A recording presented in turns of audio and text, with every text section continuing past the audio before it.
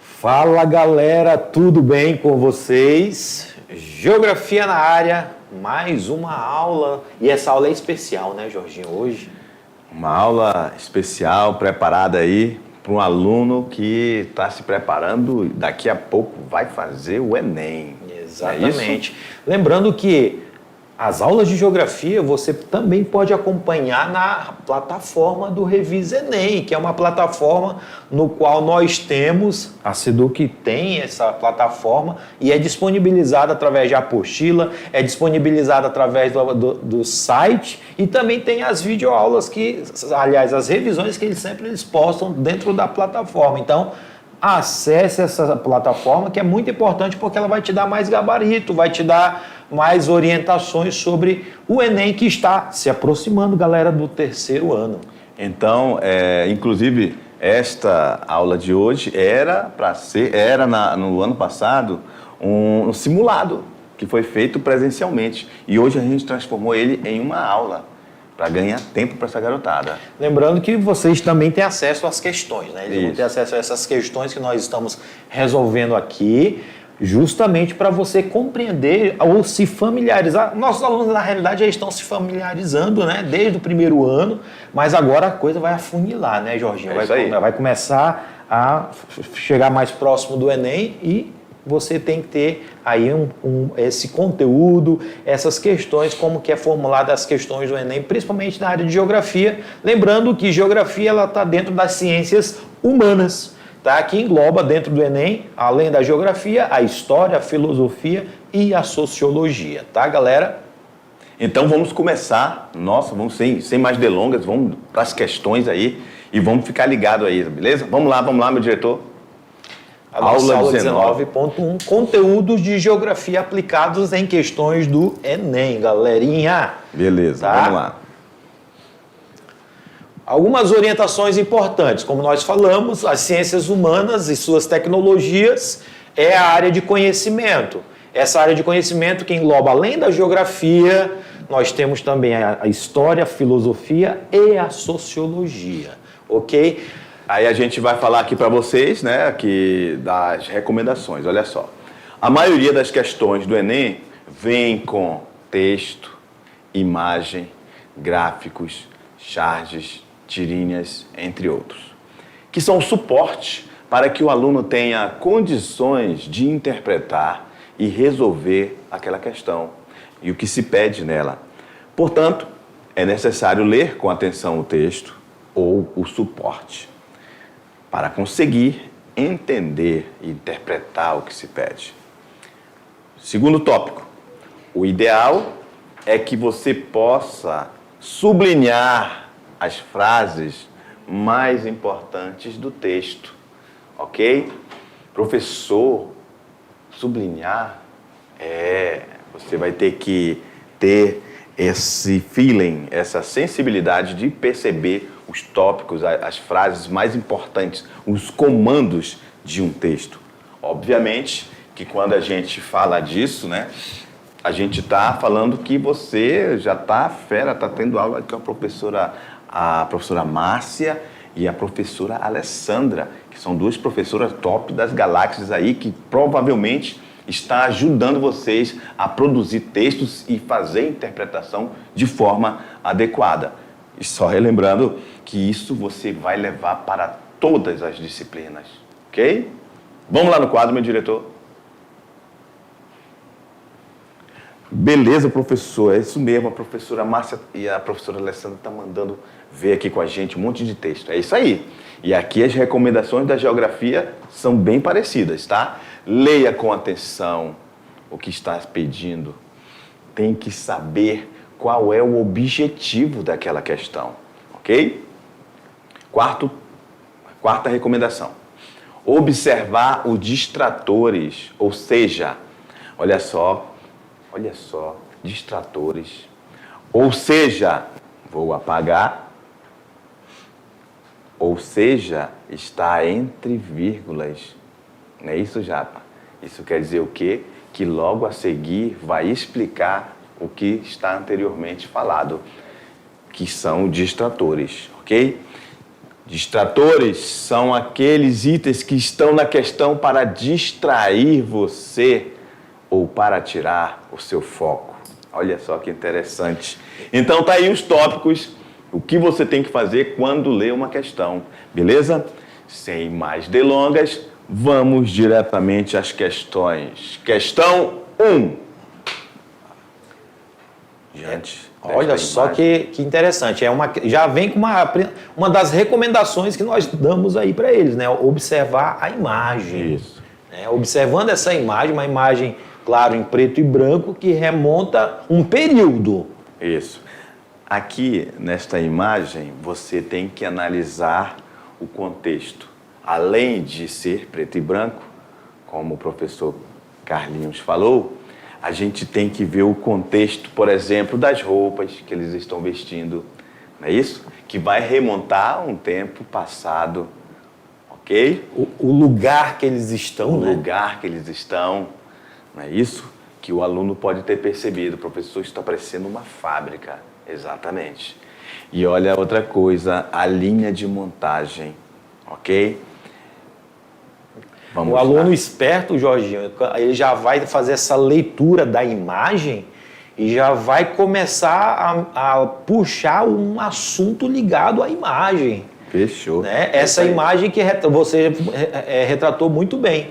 É uma fábrica, uma área de montagem, né? Então, área de montagem, fábrica tem a ver com um assunto que nós comentamos na geografia e também é muito comentado na história também. Na imagem do início do século XX, identifica-se um modelo produtivo cuja forma de organização fabril baseava-se na A. Autonomia do produtor direto. B. Adoção da divisão sexual do trabalho. C. Exploração do trabalho repetitivo. D. Utilização de empregados qualificados. E letra E. Incentivo à criatividade dos funcionários. E aí, Carlinhos? O interessante é o aluno observar essa imagem, você vai ter ali pessoas, entre homens e mulheres, você vai ter uma linha de montagem, como você falou agora há pouco, está num local de trabalho, fábrica. Então, logo a consequência, ou seja, o assunto trabalhado dentro dessa figura é o assunto chamado Revolução Industrial.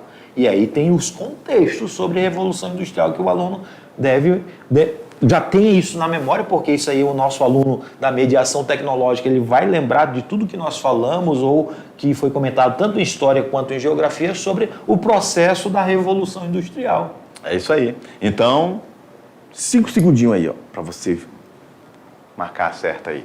Dá um pause aí, professor. É isso aí. E agora a gente vai para a resolução da questão. Para a resolução da questão, né, Jorginho? Vamos lá no quadro, meu diretor? Depois da gente ter dado esse tempinho para os alunos fazerem, né? A gente vai dizer que não se trata de uma autonomia do produtor, porque não é o produtor que está ali, é o operário. É um operário, exatamente. São os operários, né? Então, o aluno esperto, como a gente já deu aquela dica lá para o aluno, né, observar a questão de questões que tirem o foco, né? Como pode ser divisão sexual do trabalho, se a gente está vendo, né, que tem mulheres aqui, né? Então, a gente não vai cair nessa pegadinha. Então, não tem divisão sexual do trabalho, ok? Até porque, neste período, a gente falou que, inclusive, não tem divisão nem etária. A gente falou que, nesse período, até as crianças trabalhavam. E só para contextualizar o assunto, muitas horas trabalhadas, em locais insalubres, com pouca iluminação, né? Aí, vamos voltar na imagem? Utilização de empregados qualificados. Se fosse qualificado, essa pessoa estava olhando o outro fazer como que faz. Exatamente. Então, já é um sinal. Então, olha só, o outro ali junto, então, não é... Não havia uma qualificação. Não, nesse momento histórico da produção industrial não se tinha trabalho ainda. Estava se tendo ainda estudos, né, Taylorismo, entre outros, para fazer um trabalho de melhor qualificação, de execução dos trabalhos. Beleza? Então já risca a letra D, né, Jorginho? É. Incentivo à criatividade dos funcionários? Não. Eles simplesmente estão montando os equipamentos, ok? E a exploração do trabalho repetitivo, porque sempre vai, como é uma montagem série, é o Fordismo, início do Fordismo ali, então as pessoas vão fazer a mesma coisa o tempo todo. Mesmo trabalho. Beleza? Exatamente. Então, meus queridos, Se parabéns. você marcou a letra C, muito bom. E parabéns. é uma questão de Enem, hein? Exato. Vamos para a questão 2? A agropecuária é uma das atividades humanas que causam maior impacto sobre o ambiente natural, alterando o equilíbrio ecológico e diminuindo a biodiversidade dos biomas. Dos 6 biomas encontrados em território nacional, o que mais sofre pressão dessa atividade é o Pampa, que tem 71% da sua área ocupada com estabelecimentos agropecuários. Isso aqui é uma questão que está falando de bioma, como, por exemplo, o bioma da Amazônia, que foi falado, que vocês estudaram. Fronteira agrícola. Fronteira agrícola. Temos também a questão do bioma da Caatinga, bioma da Mata Atlântica, bioma do Cerrado, mas a questão já vem dizendo qual bioma que está sendo retratado. Está aqui, ó, o bioma do Pampa.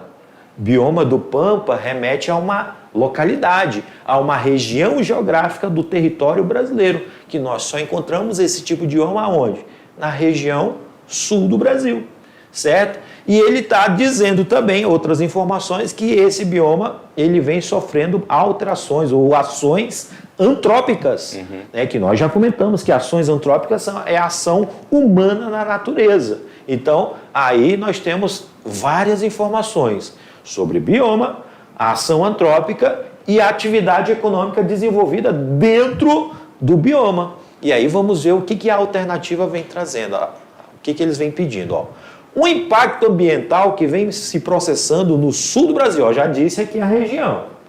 Sul do Brasil, então, nós encontramos o Pampa. Em função dos excessos praticados pela atividade econômica descrita letra A uniformização da cobertura vegetal. Letra B, a arenização dos solos regionais. Letra C, alteração da incidência solar. Letra D, eutrofização dos cursos de água. Ou letra E, ampliação das queimadas controladas. Notem, galerinha, o seguinte, que nós estamos falando do bioma do Pampa, já deu a localidade sul do Brasil, a atividade econômica praticada dentro do Pampa, que é a agropecuária, e que ele está falando, a questão vem falando sobre um processo ambiental, ou seja, de destruição ambiental que ocorre com ampliação dessa atividade econômica. Embora, desculpa, Carlinhos, interromper você, embora essa palavra esteja aqui, ó, e talvez o aluno não conheça, eutrofização quer dizer simplesmente poluição da água dos rios, beleza? Pode continuar, Carlinhos. Vamos lá, continuar? Então, qual é os excessos praticados? Uniformização da cobertura vegetal? Não, galera, porque essa questão de uniformização quer dizer que a vegetação permanece e que essa vegetação praticamente é um tipo. Lembrando que a própria questão já vem falando que está ocorrendo um problema ambiental nessa região. Então, a letra A é uma questão, é uma alternativa errada. Vamos lá para a letra C. Alteração da incidência solar? Claro que também não, porque nós temos a questão que ela está falando de uma atividade agrícola, a agropecuária. Se a agropecuária ela está afetando tanto a vegetação quanto também a questão do solo. Tá? Então, essa letra C também está errada. A letra D, a eutrofização dos cursos de água, quer dizer, o processo de poluição dos corpos de água. Também é? Não, também não, essa questão não está correta, ok?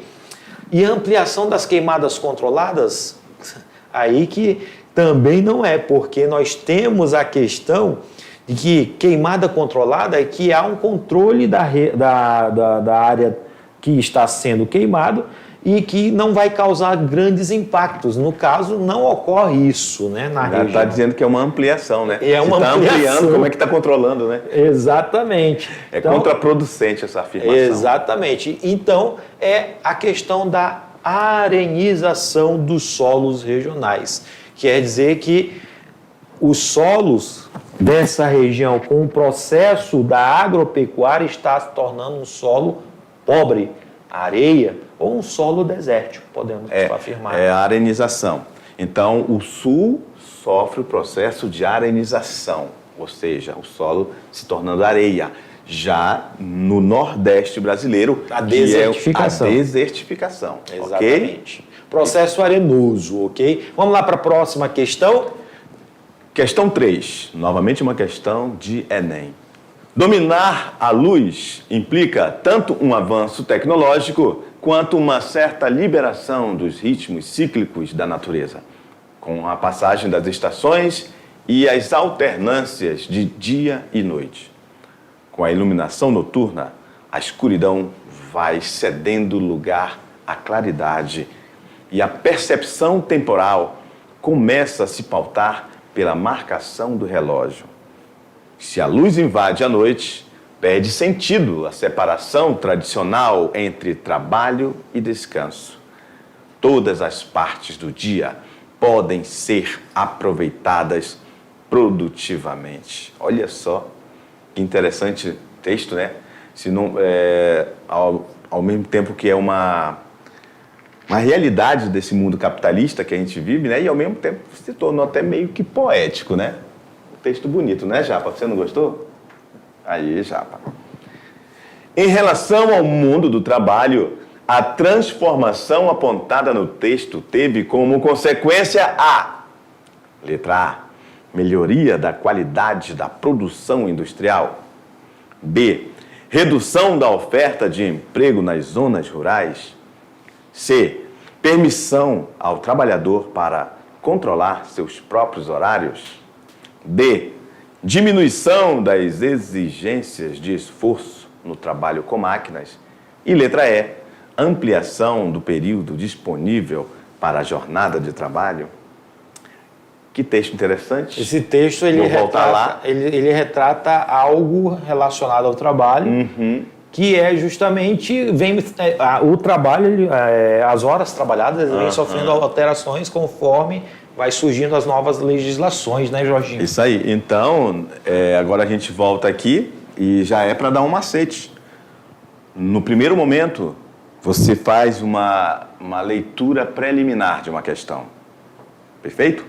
Aí depois você lê as alternativas. Agora sim a gente vai reler e sublinhar o que é importante para a gente acertar o comando da questão. Vamos lá?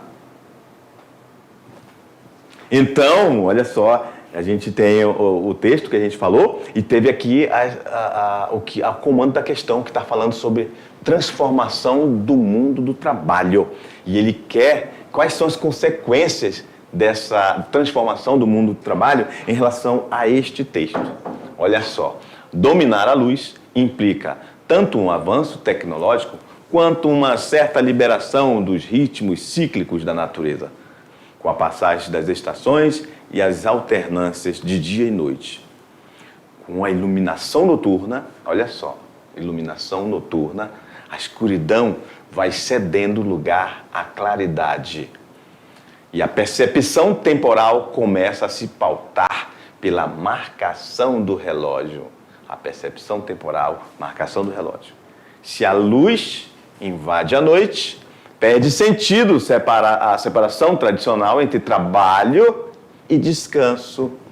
Todas as partes do dia podem ser aproveitadas produtivamente. Então está falando do trabalho agora que pode acontecer de dia e de noite sem precisar parar a produção. Exatamente. Ok? Então, sem mais delongas, o aluno vai saber que estamos falando da ampliação do período disponível para a jornada de trabalho.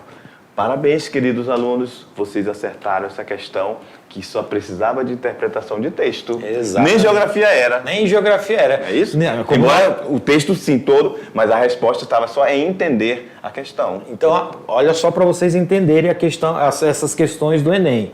São questões que retratam uma realidade, são questões que envolvem várias disciplinas. Então, ela é interdisciplinar. Por isso que é importante que você saiba, né, qual é a informação ou extrair a informação que a questão está trazendo para você. Vamos para a próxima questão? Questão número 4. A localização das primeiras indústrias ocorreu próximo às jazidas de carvão e aos portos, principalmente no centro da Grã-Bretanha. Por esse motivo, houve grande industrialização nas chamadas regiões negras, como Yorkshire e Midlands, na Inglaterra, e Lowlands, na Escócia, e País de Gales, provocando drásticas transformações na paisagem, antes dominada por campos agropastoris. A paisagem da Inglaterra no início da Revolução Industrial. Então você tem aí uma imagem. Ele te deu um texto base e ele te deu uma imagem para interpretar. Claro, e já te dá o assunto, porque já está falando assim, ó. Paisagem da Inglaterra onde? No início da Revolução Industrial. Aluno esperto já sabe que a primeira Revolução Industrial ela vai trazer essas inovações como o texto trouxe, certo? E vamos lá para a questão, para as alternativas. Dentre as transformações na paisagem das primeiras regiões industriais, destaca-se, letra A, as grandes edificações tecnológicas, letra B, enormes fábricas expelindo fumaça poluente, letra C, o amplo número de operários vindos das zonas rurais, letra D, a infraestrutura de distribuição de energia e letra E, a conservação ambiental dos recursos hídricos. Transformação de paisagem. Quando ele está falando de transformação de paisagem e que ele te deu uma imagem de várias fábricas nessa paisagem, que agora é uma paisagem extremamente urbana, você vai ter claro que a questão vai falar sobre as enormes fábricas expelindo fumaça poluente. Por que não são grandes edificações tecnológicas? Porque ainda era rústico, né? Era o início de tudo. Mas, professor, por que um amplo número de operários vindos das zonas rurais? Primeiro que não eram operários que vinham das zonas rurais, eram camponeses. Então, por isso que essa letra C está errada. Eles vão se tornar operários quando eles começam a trabalhar dentro das fábricas. Perfeito, Carlinhos. Muito bom. Aí ó, o aluno poderia ter se enganado aqui, porque o operário, se ele está falando que está vindo da zona rural, tinha que estar escrito ali camponeses. Exatamente. Perfeito. A infraestrutura a infraestrutura de distribuição de energia. Primeiro que a energia ainda não estava em evidência, estava começando a construir máquinas. Era máquina a vapor, né? Exatamente. Conservação ambiental dos recursos hídricos. Nem se falava nisso. Nem se falava nisso. E a própria imagem já traz a poluição. Perfeito. Vamos para a questão 5. A Inglaterra pedia lucros e recebia lucros. Tudo se transformava em lucro. As cidades tinham sua sujeira lucrativa, suas favelas lucrativas, sua fumaça lucrativa, sua desordem lucrativa, sua ignorância lucrativa e seu desespero lucrativo. As novas fábricas e os novos altos fornos eram como as pirâmides, mostrando mais a escravização do homem do que o seu poder. Qual relação é estabelecida no texto entre os avanços tecnológicos ocorridos no contexto da Revolução Industrial Inglesa e as características das cidades industriais no início do século XIX? Então, é um comando grande, né? Uma questão grande de um texto que faz uma crítica ao início da Revolução Industrial na Inglaterra e mostrando todas as questões sociais e os problemas que teve lá no início da primeira Revolução Industrial. E aí ele pergunta, né? Qual é a relação estabelecida entre os avanços tecnológicos no contexto da Revolução Industrial Inglesa e as características das cidades industriais lá. Ele está pedindo, na verdade, as características das cidades industriais no início do século XX.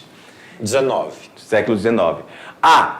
A facilidade em se estabelecerem relações lucrativas transformava as cidades em espaços privilegiados para a livre iniciativa, características da nova sociedade capitalista. B. O desenvolvimento de métodos de planejamento urbano que aumentava a eficiência do trabalho industrial. C. A construção de núcleos urbanos integrados por meios de transporte que facilitava o deslocamento dos trabalhadores das periferias até as fábricas. D. Grandiosidade dos prédios onde se localizavam as fábricas revelava os avanços da engenharia e da arquitetura do período, transformando as cidades em locais de experimentação estética e artística. Não. Então, essa aqui eu já condeno a D. Era um amontoado. Era um amontoado, era um caos, era o início da Revolução Industrial. Letra E. O alto nível de exploração dos trabalhadores industriais ocasionava o surgimento de aglomerados urbanos marcado por péssimas condições de moradia, saúde e higiene. O professor já até respondeu praticamente, né? Com a questão anterior. Então, meus queridos, a facilidade que estabelecia relações lucrativas transformava as cidades em espaços privilegiados para a livre iniciativa? Não. O desenvolvimento de métodos de planejamento urbano aumentava a eficiência. Não havia planejamento. Não havia planejamento, nem se falava nisso. A construção de núcleos urbanos integrados, tudo bonitinho, meio de transporte. Então, tudo isso que fala muito bonito do começo da Revolução Industrial está errado, ok? Então, é a letra E. Alto nível de exploração ocasionava o surgimento de aglomerados urbanos marcados por péssimas condições de moradia, péssimas condições de saúde e péssimas condições de higiene. Ok? Muito bem. Se você marcou a letra E, parabéns. Questão número 6. Olha só essa questão. Também é um pouquinho longa, mas é para compreender o texto, a informação que esse texto quer trazer.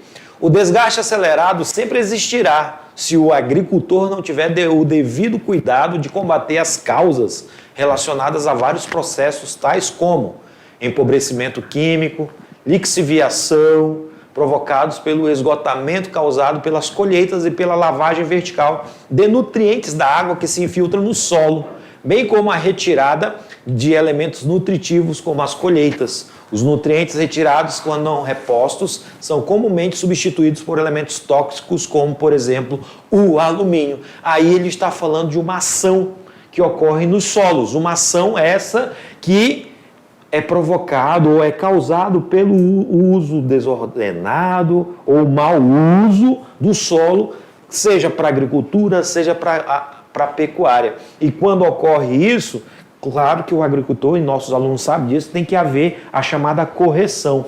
Vamos ver o que vem trazendo a questão. A dinâmica ambiental exemplificada no texto gera a seguinte consequência para o solo agricultável. Letra A acidez, a elevação da acidez. Letra B, ampliação da salinidade. Letra C, formação de vossorocas. Letra D, remoção da camada superior. Ou letra E, intensificação do escoamento superficial.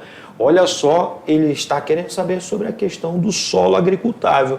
Claro que o solo agricultável é utilizado de uma forma incorreta, ele vai causar um problema ambiental. E qual seria esse problema ambiental? A questão da acidez. O elevado uso. E geralmente nós fazemos isso. Queimada, desmatamento, queimada. E aí o que causa? Lixiviação também, né? A lixiviação. A lixiviação, que é a retirada de todo o material produtivo dos nutrientes. Os nutrientes vai causar a acidez do solo. Beleza, então vamos para a próxima questão. Questão 7. O setor secundário. Já vamos começar, porque já tá falando coisa importante aqui. Ó. O setor secundário é atividade de transformação. Está relacionado à atividade industrial. A partir da primeira Revolução Industrial, ocorreu uma grande mudança nas relações econômicas, sociais e espaciais com a introdução de uma série de inovações tecnológicas. A produção e a circulação de mercadorias aumentaram e atingiram mercados internacionais. Nessa nova lógica, estabelecida a partir da criação das indústrias, os países que não tinham o pioneirismo das inovações copiavam os modelos implementados nos países líderes das revoluções industriais. Nesse contexto, as indústrias podem ser classificadas em todo um texto para saber quais tipos de indústria. De indústria. A. Bens de produção, bens de capital e bens de consumo. B. Bens de produção, bens de base e bens de capital. C. Bens industriais, bens de produção e bens de capital. D. Bens de produtos agrícolas, bens de consumos duráveis. E letra E. Bens de base, bens de consumo duráveis e não duráveis. Lembrando que ele está pedindo uma atividade do setor secundário, né? De uma indústria do setor secundário. Então, a indústria de transformação, ela trabalha, a lógica dela é justamente um modelo capitalista, que ela precisa dos bens de capital, é isso? E os bens realmente são de produção, porque os bens de produção são aqueles bens para gerar outros produtos, ok? Então, essa aqui também está certa. E, obviamente, que eu falei são os bens, os outros produtos, são os bens de consumo, né? Que vai chegar a supermercado, a atacadista, por aí vai. Letra A. Beleza? Vamos para a próxima, né? Olha, o Enem não é um bicho-papão. Não é um bicho-papão. Como é bicho-papão, japa? Olha não é um bicho-papão. Ai, meu Deus, eu fiquei até com medo da japa agora. Não é um bicho-papão, mas é uma avaliação que precisa de interpretação em todos os seus itens, ok? Fica a dica. Vamos para a próxima? Questão número 8. Você tem uma figura com o mapa do Brasil, com a média de temperatura por estado, né? E você tem a figura número 2, que é a umidade relativa do ar por região do país para o dia 28/8/2014. Então você tem a região norte, a umidade estava em torno de 60% a 70%. O Nordeste, a umidade relativa estava em 90% a 100%. O Centro-Oeste, entre 55% a 65%. O Sudeste, 65% a 75%. E o Sul, de 90% a 100%. E a média de temperatura do estado, de acordo com o INPE. Então, são duas figuras interligadas. Uma, a média de temperatura, e a outra, a umidade do ar. E aí a pergunta é a seguinte, analisando as duas figuras, a pergunta veio dessa seguinte situação. No dia em que foram colhidos os dados meteorológicos apresentados, qual fator climático foi determinante para explicar os índices de umidade relativa do ar? Índice de umidade relativa do ar nas regiões Nordeste e Sul. Qual fator climático, Jorginho? É uma questão que você vai lembrar sobre atmosfera, sobre fatores que influenciam a formação de um clima e temperatura. E aí ele te dá a alternativa A, altitude, que forma barreiras naturais. Letra B, vegetação que afeta a incidência solar. Letra C, massas de ar que provocam as precipitações. Letra D, correntes marítimas que atuam na troca de calor. E letra E, continentalidade que influencia na amplitude térmica. Lembrando que, olha só a figura. Amplitude da temperatura. Umidade relativa do ar e temperatura média, olha só, vamos pegar aqui o estado de Rondônia, região norte, 22 graus. E a umidade do ar da região norte, 60% a 70%. E ele quer saber justamente da região nordeste e sul, né? Olha só, a umidade relativa do ar do nordeste e do sul, nordeste e sul, nós vamos ter, voltando lá,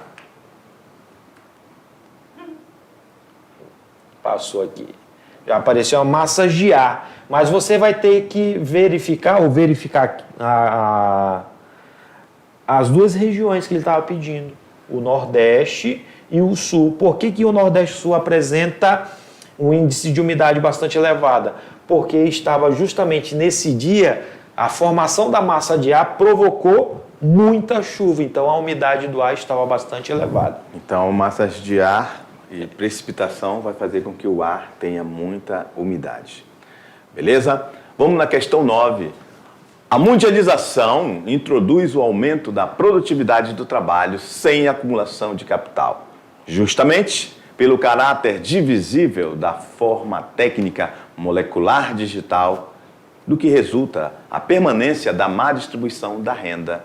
Exemplificando mais uma vez, os vendedores de refrigerante às portas dos estádios viram sua produtividade aumentadas graças ao just in time. Tomara que a professora de inglês não ouça eu falando em inglês, pelo amor de Allah, vamos lá.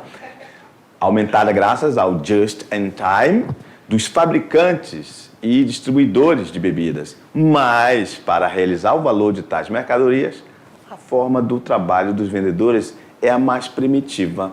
Combinam-se, pois, a acumulação molecular digital com o puro uso da força de trabalho. Os aspectos destacados no texto afetam diretamente questões como emprego e renda, sendo possível explicar essas transformações pelo A. Olha só o comando da questão, está dizendo que os aspectos do texto, né, afetam a questão de emprego e renda, sendo possível ser explicado esse fenômeno pelo quê? Pela crise bancária e o fortalecimento do capital industrial. B. Pela inovação do toyotista e a regularização do trabalho formal. C. Impacto da tecnologia e as modificações na estrutura produtiva. D. Emergência da globalização e a expansão do setor secundário. E letra E. Diminuição do tempo de trabalho e a necessidade de diploma superior. Então, em nenhum momento se referiu à questão de diploma superior, não é isso? E emergência da globalização e expansão da indústria. Também não falou sobre isso no texto, ok? Crise bancária também não falou sobre isso no texto. Então, inovação toyotista, até que falou, né? Just in time é isso. Mas regularização do trabalho formal, não. Porque ele está falando justamente de vender refrigerante ali, são pessoas que estão trabalhando de forma informal. Exato. Então, vai ser o impacto da tecnologia e as modificações na estrutura produtiva. Nesse caso, essa questão retrata exatamente a substituição da mão de obra humana pelas máquinas, né? Um tema muito falado no contexto de Revolução Industrial ou Quarta Revolução. Questão número 10, você tem uma tirinha, né, onde você tem aí um diálogo. Ei, Cavaí, com você sabia que os caraíbas chamam Saci de lua e M-boi de cobra? E aquilo, papacapim, como os caraíbas chamam aquilo? Progresso. Então você tem uma sequência de imagens. Imagens, paisagens naturais e já uma paisagem, a última tirinha, uma paisagem já modificada, uma paisagem transformada. Ou retirada, podemos dizer assim, né? A ironia expressa na tirinha representa uma crítica à seguinte relação entre sociedade e natureza. Letra A, perseguição étnica indígena. Letra B, crescimento econômico predatório. Letra C, modificação de práticas colonizadoras. Letra D, comprometimento de jazidas minerais. E letra E, desenvolvimento das reservas extrativistas. Eu acho que essa daí foi a mais fácil, né? Essa é mais fácil, né? Foi uma bem questão tranquilona. tranquila. O aluno conseguiu perceber que está falando de crescimento econômico. Crescimento econômico. Predatório. Predatório. É isso? 10 questõezinhas do Enem, né? Onde você teve aí já um contato, já tem um contato mais aprofundado como que é a questão da interpretação, a questão da análise de figuras, gráficos. Isso é muito importante, como nós já falamos para você. Ok, galera?